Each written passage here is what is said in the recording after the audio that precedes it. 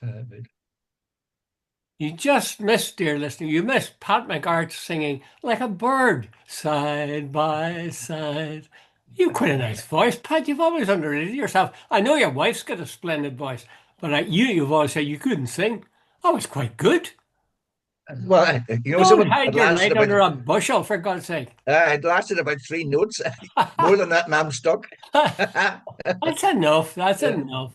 Anyway, you tell me it's pissing rain in Donegal. Absolutely, Jude.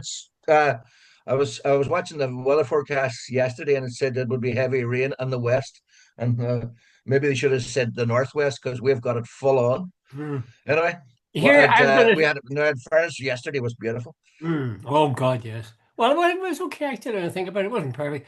It just crossed my mind. You know the way we talk sometimes about you're in Donegal and I'm in the occupied territory. Yeah, Now, Kneecap put out a thing, a statement where they talk, or in the mid a sort of banner where they said occupied countries should stand together, and I think they showed Gaza, and I think they showed Ireland, and they've spoken yeah. about their country being occupied. Would you concur with that? Would you see that acceptable phrasing? Jude, I have no problem. Some of these people, I noticed the colonists, the Brits and the Americans take grave exception at language like that. Jude, they could go. No, no, don't want to swear too early. But the thing about this, Later, Jude, later. later I'll keep it for later. The thing about this, Jude, we're an island. The most what homogenous thing anything geographically is an island. Our island is politically, artificially divided. It's caused wars, death, troubles, um, massive hurt and injury, emotional hurt, political hurt, and all the rest of it.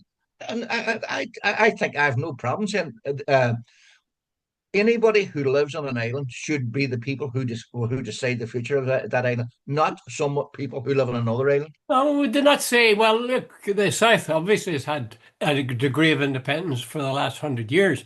The North, since 1998, is governing itself more or less. So, I mean, why would you be saying it was occupied? Right, tomorrow morning, if anything goes wrong in Belfast, will the Irish Army or the Gardaí move in there? It'll be a British force, and as well as that, your TV station is BBC, the British Broadcasting Corporation. Mm. You can't get RT in a lot of the places. A lot of your civil servants, a lot of your senior police people, a lot of them are not natives of the place.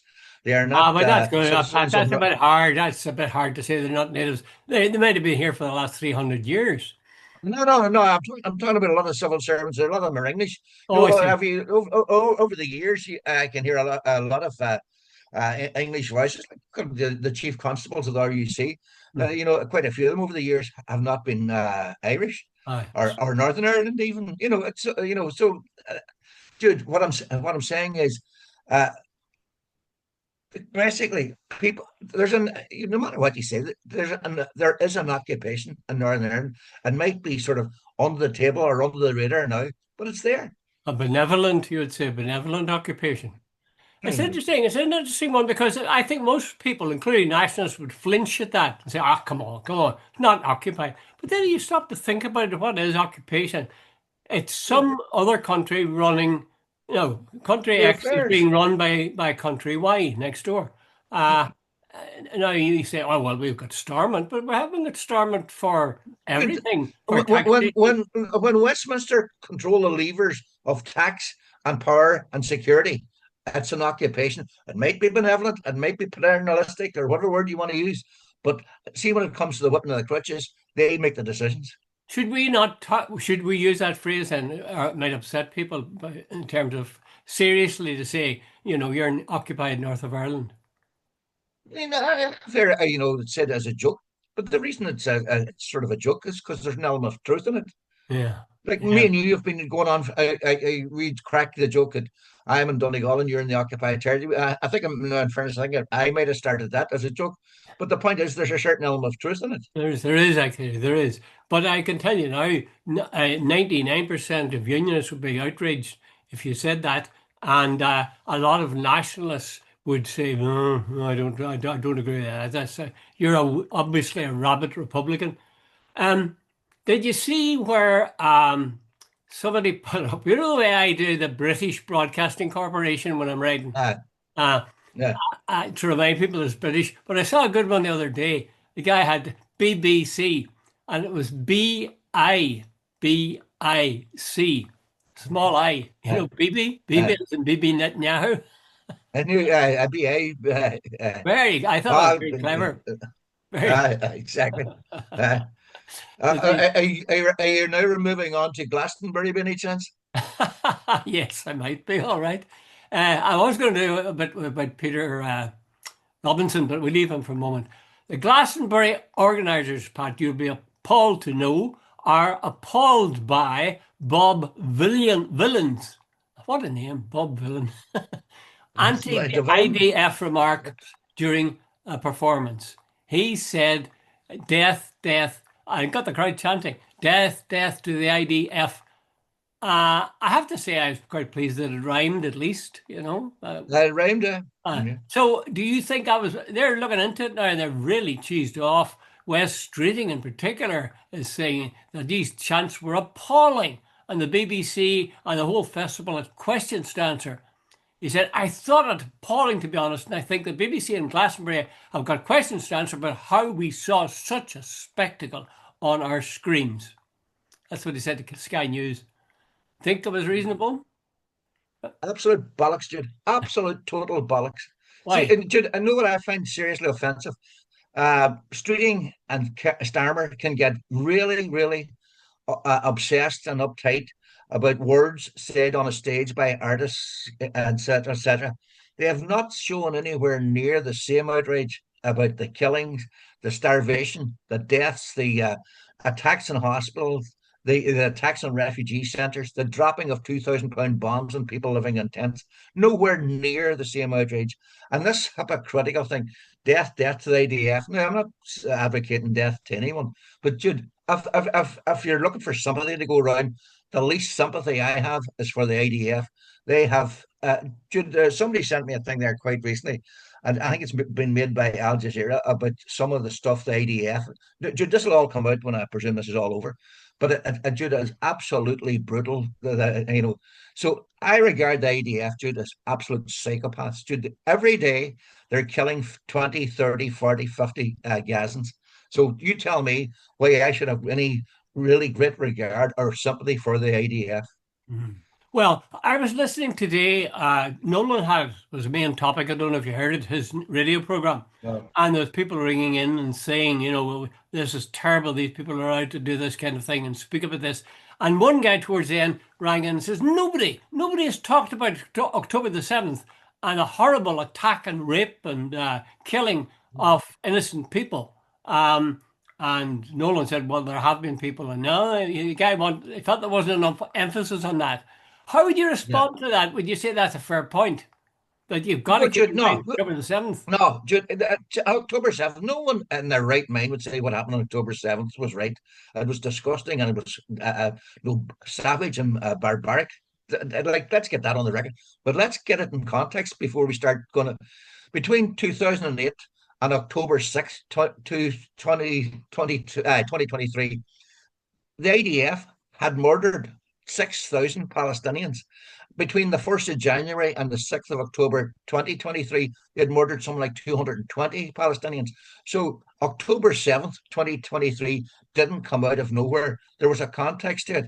I'm not justifying it. I'm simply saying, every the Israeli apologists want to say pick a time. It started on October 7th, 2023, because that suits their agenda. Sure, it did not. If 6,000 Palestinians are dead and something like 15 years before October 7th, I think there's a fair old reason to say, it didn't just sort of come out of nowhere. Yeah, I asked, I'm asking you the question, but I actually asked ChatGPT to give me some figures before we come on air. And they have listed 2010 to 2019. They say there was approximately 2,690 civilian casualties in Palestine. 2020 to 2022, there was approximately 168 civilians killed. So a total of around about 2,858 Palestinian civilians were killed. Now, this is a thing and your point is a good one that, people are suffering like this. And of course, it's going to burst out in some way. And it happened to burst out on October the 7th. Supposing that the north of Ireland, or even Donegal included, were being treated in that way, kept in those cramped conditions, Yeah. unemployment rife, poverty rife, have to be given permission to go anywhere beyond their borders. They, every so often, the slaughter of people. Yeah. And Mowing the lawn. I'm mowing the lawn is the phrase they used every year. Now, Mm. would you think if the IRA was still active, would you think they were justified in striking at, well, I suppose you'd have to say it was British citizens? And Jude, I would consider that resistance. I would not, Jude. If you are being illegally occupied, if you're being brutalized, if you're being suppressed, subjugated, and oppressed, Jude, I think you're totally entitled to fight back. Like when the oppressor is not using any sort of moral restraint, why should the people who are being oppressed use moral restraint? I tend to agree with you, but it is a big step to say that Well, because of course, it's a big step. Jude. I am not justifying violence. I am not, and I never support the IRA campaign. But Jude, if you want to use a debate and saying like what I find oppressive about Trump and Starmer and the EU is the Palestinians are, the Hamas are all wrong, and the IDF are the good guys. I am saying that is complete bollocks, Jude. When you drop 2,000 pound bombs on apartment buildings to get one Hamas leader and kills over $100, including innocent women and children. You are not good guys. yeah. And the terrible thing I'm finding is that for the last week, say, figures have been coming in and they'll simply mention it. 57 people, Palestinian civilians killed, and they'll show you a few people weeping. Next day, 122 Yeah, civilians killed.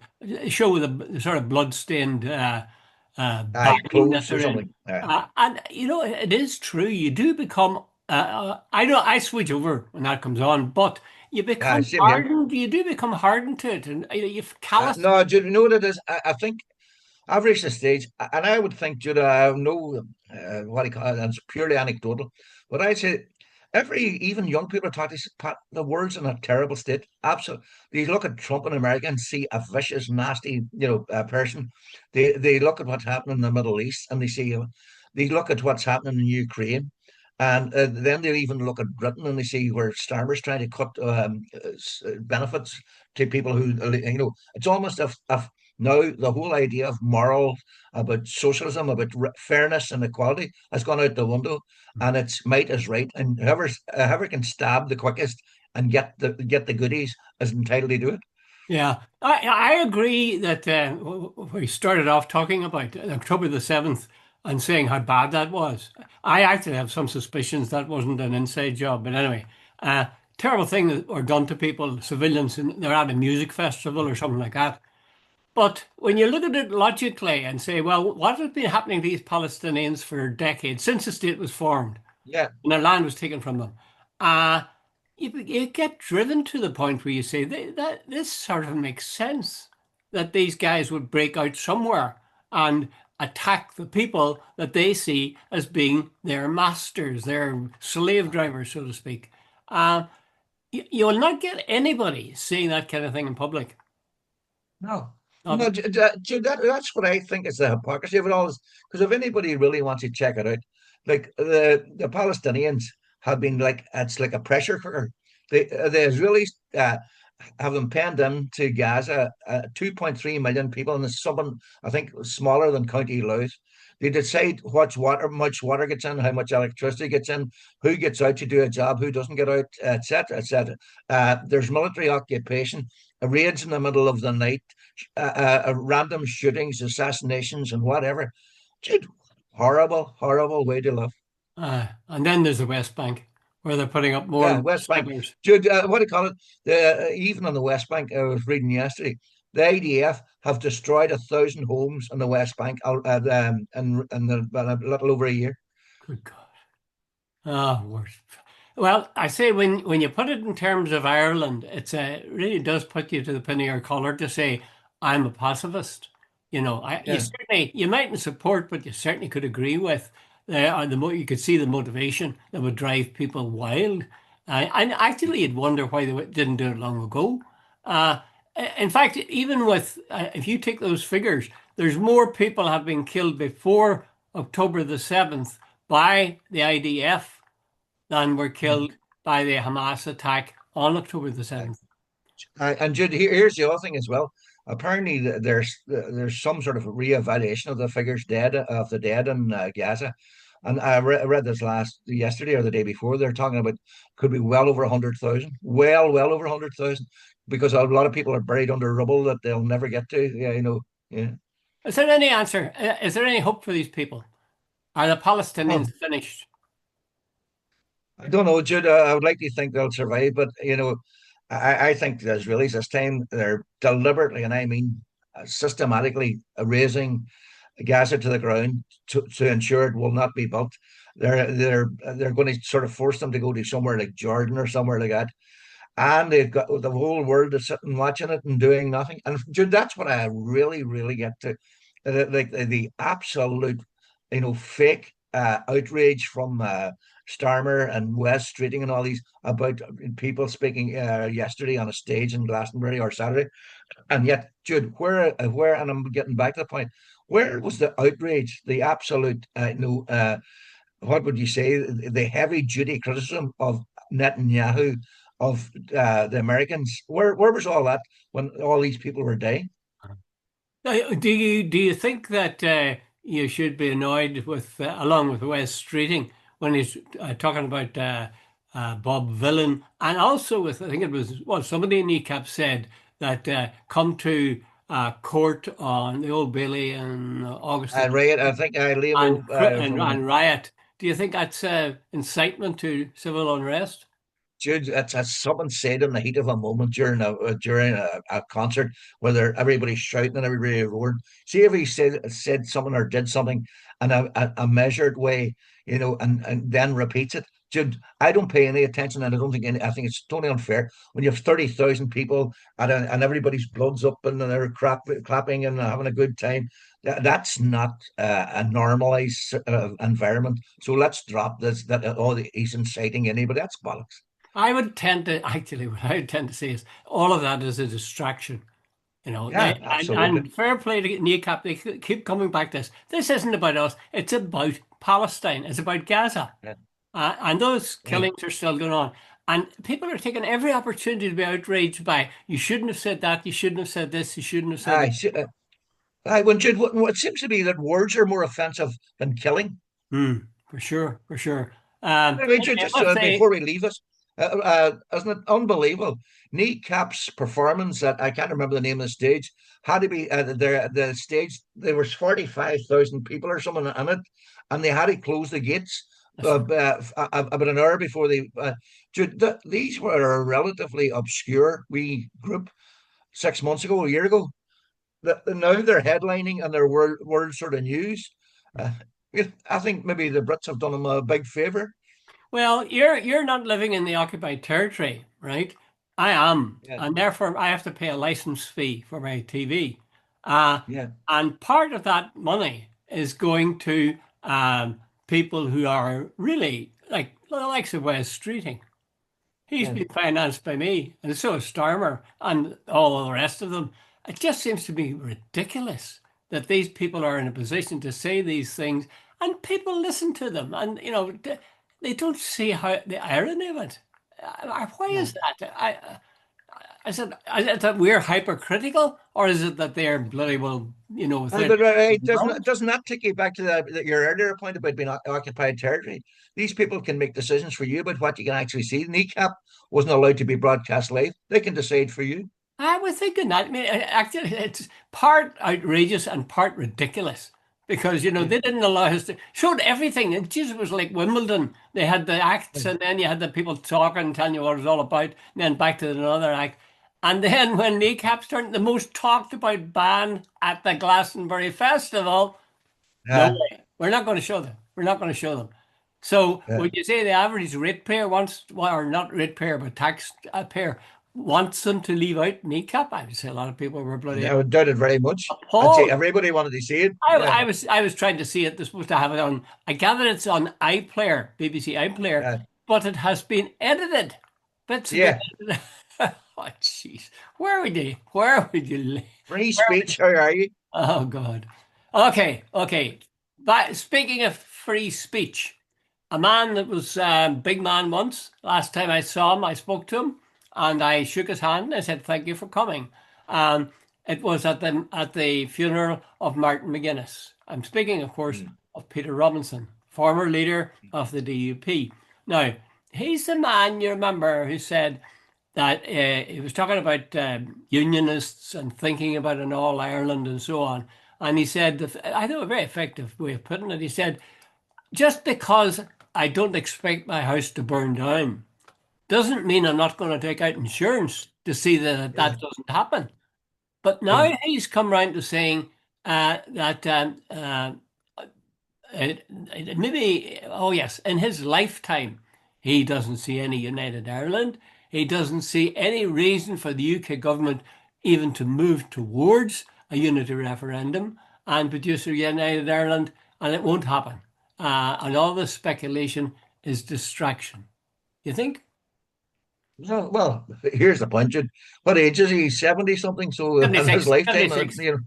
Aye. so But it's all right. right. Iris isn't around anymore, so he's probably gone for an extra 10 years. Well, whatever. But anyway, that's what Jude. I think there's a whole lot of unionist politicians are sort of in denial, and they're. I think it's aimed at their own audience and so on. But I guess, Jude, the way I look at it is, unless there's some sort of Stormont isn't working. There's you see things like Casement Park still rankling away and so on. Even the A5, that road that's the Irish government were going to put 600 million in. I think all those little things, and the younger generation, I can see, and it's not even that much it's political anymore, Jude. I think a lot of young people just see, wait a minute, this is stupid. It's not working. And they looked, particularly in the north, they looked to the south. I think people, if you were living in the north and you were able to be bolted onto the south, just, you'll be earning something like 18 to 20% more. I was with, as we were chatting on Friday, I was at the launch of Paul Gosling's book on Derry on Hmm. Hmm. Thursday night, yeah. And there was a guy called Professor John Doyle, and they were chatting about the two health service. Now, John Doyle said the health service in the south is far from perfect, but he said, here's the thing. He says, tomorrow morning, if I needed a GP appointment, I'd ring up, and he says, I'd get one either that afternoon or the next morning. And he says, definitely the next morning. He says, try ringing up in the north and get a GP appointment within the 24 hours. He's not open hell. That's And Paul absolutely right, Gosling Pat. said, But there's another uh, little thing attached to that, and that's one that uh, unionists bring up all the time. They say if you're going to have an appointment with your GP, you're going to pay €60 or something.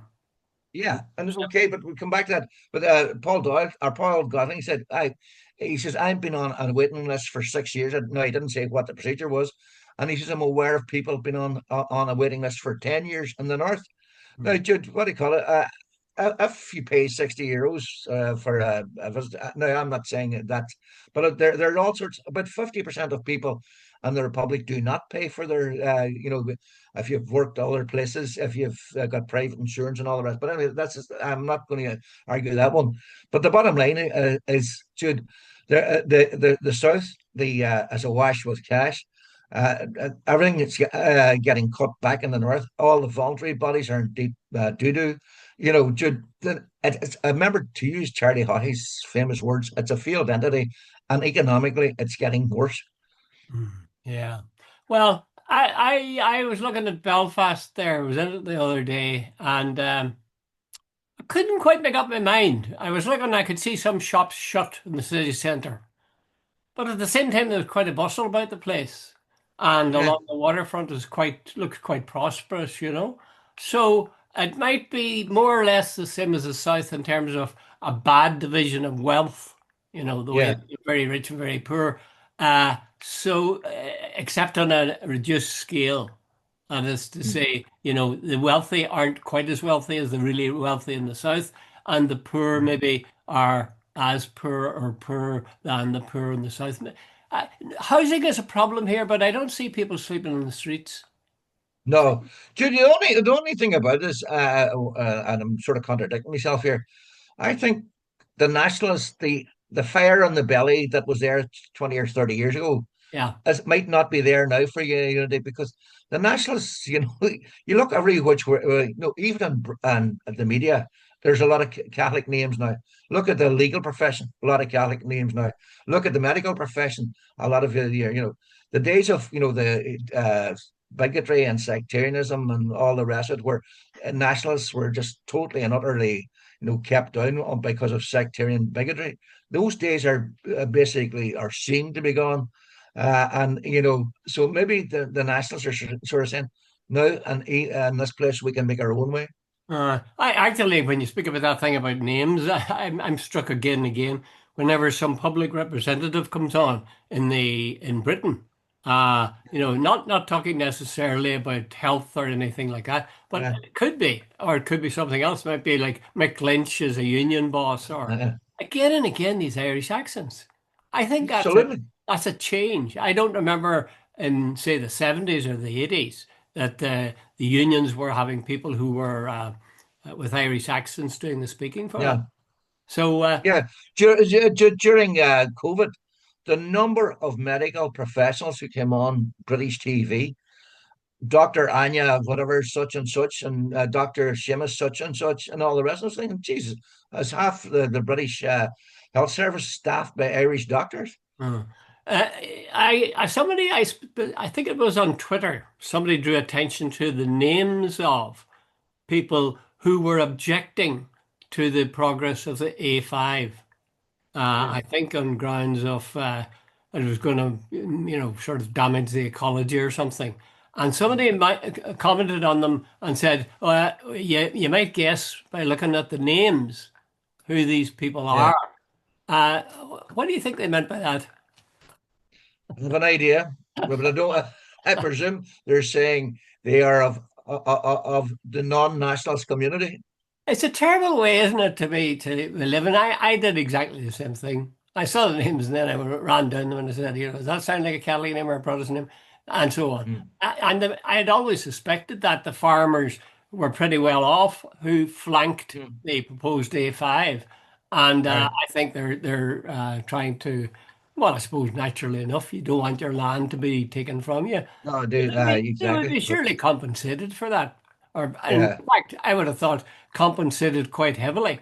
In fact, that's a yeah, problem. Joe Brawley said that was a problem with Casement Park, that the first objection to it was the local citizens who were saying we're going to be have yeah, disruption. And he said they should have given each one of them, each family, £50,000 or something like that, and said, well, you're going to be disturbed a couple of times a year with big concerts and so on. So here's yeah, money. And how many of them would have taken it? And he believed everybody would have taken it, and it would have yeah, saved millions of yeah, pounds. But they didn't yeah. do that. I think the GAA didn't play well. Didn't play well. No, Okay, speaking of the GAA, did you watch any of the football over the weekend? no, Jude, I watched some of it, but the Donegal game was on GA Go, which apparently is this subscription channel. Aye, And that's Jude, I right. am not paying any more for when we used to pay Sky, we pay a license to hell with that. Uh, So no, in fact, I just saw that a few highlights Donegal game, and I was missing yesterday evening. I see Donegal are going to get Meath in the All Ireland semi final, was that right? and I saw Kerry for a while. Kerry were very good yesterday. Saw Aye, I about saw 10 minutes them. of I that. saw them. They're very good Yeah. indeed. And in fact, Armagh were very good. And then suddenly Kerry started putting things together. I So up out of a gate. Kerry will be playing Tyrone. I Kerry's Tyrone and Donegal playing Meath. Wow. Wow. Uh, Well, I'll be rooting for Donegal, and I will, of uh, course, be rooting for Tyrone. Now, on the other uh, hand, you may not be. You might be rooting for Kerry, for all I know, No, as no, no. part of I'd as rather part of see the two Free Ulster State. teams. Yeah, no, no, two Ulster teams, and then when it gets to the final, I want Donegal. They won then. Funny, By the funny. way, hey Jude, I don't know how much time we have left. We What have do you, another 7 minutes. Yeah. what do you make of a man spending 50 million on his wedding? Jeff Well, Bezos. if you've got it, you might as well flaunt it. Like if I had a beautiful head of hair, I'd be always combing it and saying, "Look at my nice hair." So I guess Jeff Bezos has got money coming out of every orifice. So why wouldn't he spend it and give No, give I employment, thought bring wealth to Venice? yeah, there's protests in Venice about Bezos and his cronies coming along there. Yeah. Jude, something. I am definitely getting more radically leftist as I'm getting. I think there's something absolutely, what would you say, vulgar, crude about somebody spending 50 million on a wedding. When I look at the starvation in places like Gaza and the cruelty and the sort of what would you say, the hurt of those Okay. people. There's something obnoxious about somebody and all these people, flying in on the private jets. What I call her, Oprah Winfrey's there, and various stars. There's Leonardo something, DiCaprio and so pretty on. disgusting, Yeah. Oh, but despicable with. Pat, how would you have him celebrate his wedding? I mean, how would you have him spend his wealth? Are you saying 50 million, the Jude. Vincent de Paul? Somewhere along the way, there should be some sort of moral code. Somebody spending 50 million on a wedding when across the world people are starving. There is something, what's that term, Jude? When it led to the French Revolution, that they made cake type thing. Mhm. The inequality in the world today is obnoxious. By the way, the guy who won the election in New York for the Democratic guy, Yes, yes. Sahami, or what his name is, he's describing himself as a democratic socialist. Hmm. And he was asked on TV the other day, does he agree with billionaires? And he says, no, I do not. He says there should be some sort of cutoff point where people can't accumulate this ridiculous amount of money. And I agree with him. Yeah, I think it does because I'm sort of doing devil's advocate here. People Yeah. shouldn't have that amount of money where they're going to spend 50 million on their wedding. Even Mm. however much he loves his bride to be, I think they could probably get by with something less. Mind you, they do charge an awful lot for weddings, which I've always thought Yeah. was a waste of money anyway. But yeah, find myself torn here because on the one hand, Jeff Bezos didn't set up the system whereby people No. like him got hugely wealthy. But he was in a system that allowed him to get hugely wealthy. So, wouldn't you? Wouldn't I? Of Mm. course we would. Yeah. So Yeah. we shouldn't be too hard. Again, I'd agree with you. Isn't it awful? But we have to be almost forced to be decent, forced to Yeah. be human. Otherwise, if the opportunity arises, we'll be just as bad as them. I think. I think. But here, right here, Jude, here's the comparison. No, that when I remember all my exams, compare and contrast what the two authors are trying to say. Right, Jeff Actually, they have Bezos, said it, but you try to work it out. uh, but Jeff Bezos divorced his first wife. I don't know whether he left her or she left him. Anyway, she got half of his fortune. She has so far given away something like 17.9 billion, Oh, and wow. apparently she is she's a total what's the word, Jude? I can't remember that. Generosity, philanthropist. Philanthropist. She's a philanthropist. So she's giving away money, and he's just grabbing it. And you sort of go, Jesus, if you want me to ask me who do I admire most, it's not Jeff Bezos, it's his former wife. Well, I'm sorry I can't admire his former wife for one very good reason, and that is she married him. Uh, well, fair point. And Hey, what right first here's attracted you? What first attracted you to the bald to red the millionaire, the billionaire Jeff. billionaire? Jude, here's the other thing. Fianna Fáil are searching around for a Yes, I candidate. wanted to Big talk to you about that. Tell me your uh, thoughts. No, 30, I was watching 30, 30. a couple of weeks back. There was somebody on, and they said Fianna Fáil can't get a candidate. Yeah. Now there was a guy on the other night who I've never heard of. I don't even remember his name now, and he was putting himself forward as a presidential candidate. But Uh, here's the thing: apparently, what there are some talk, and I would love to know if this is true. Fianna Fáil might try and roll out Bertie Ahern, which I think would be the biggest disaster in history. Can you imagine in a well, presidential campaign? Oh, Micheál Martin rescued Fianna Fáil from oblivion.